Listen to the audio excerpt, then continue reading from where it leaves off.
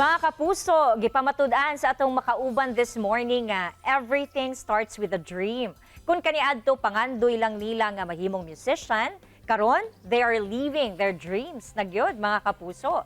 Ang ilahang music gawa sa entertainment, inspiration sab ang hatod sa mga kabatanunan, ilabi na kadtong mga misubay sa lahing dalan. Atong i-welcome din sa At Home with GMA Regional TV, si Christian John Ariola, ang president sa United Youth Marching Band. Good morning, Sir Christian! Maayong buntag, ma'am. Salamat sa pag-welcome. High school pa lang ka sa diha nga gisugdan nimo og form umugna ang imuhang marching band. Unsa ba ang istorya luyo niini? So, the United Youth Marching Band started year 2016. So, first, gamay pa lang mi. Actually, 13 to 15 lang mi ka-members. Ang akong mga bandmates is kabanda na nako since elementary pa up to high school.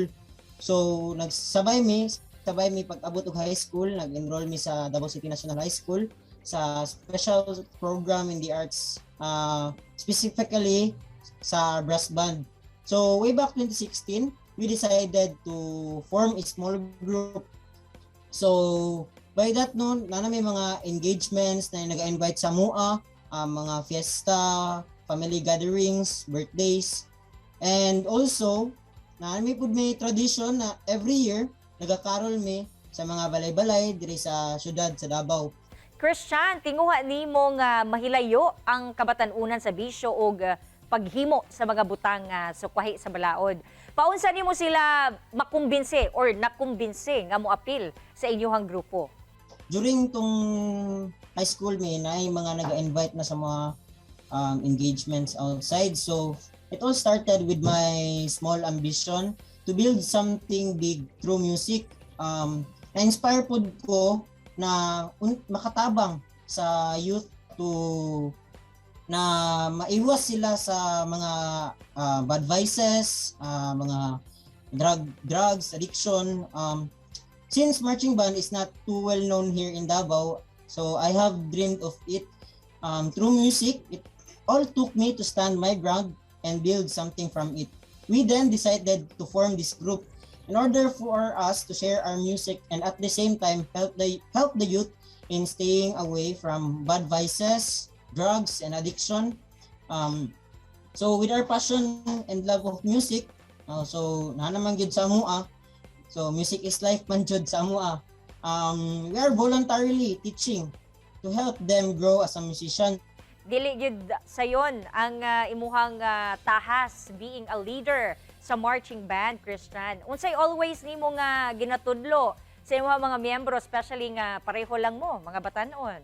Ang gina-impart na ko sa ila is gusto lang nako ang commitment ug ang respeto gyud sa bawat isa. Dili lang kay membro lang ka dira, nya president ko dili ka respetuon, or membro lang mo duha dili mo magrespeto ay. So mag-start man gyud tanan sa respect, no.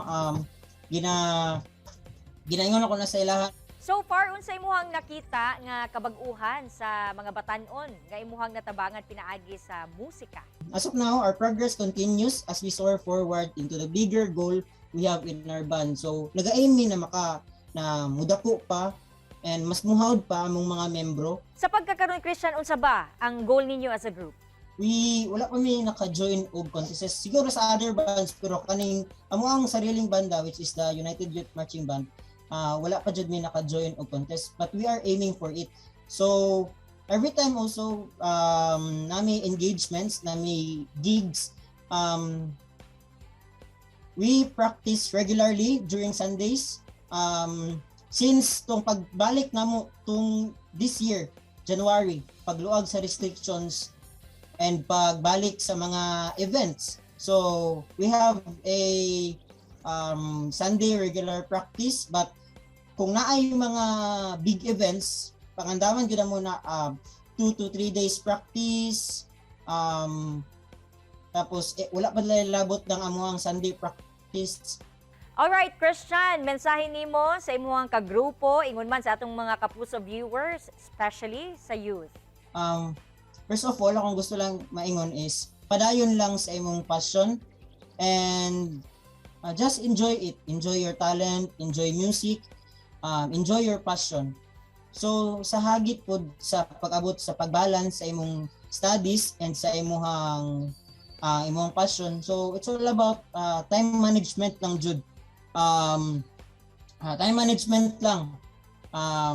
And also your willingness and commitment na magpadayon ka sa imong gusto ug sa imong talento. Daghang salamat, Christian John Ariola.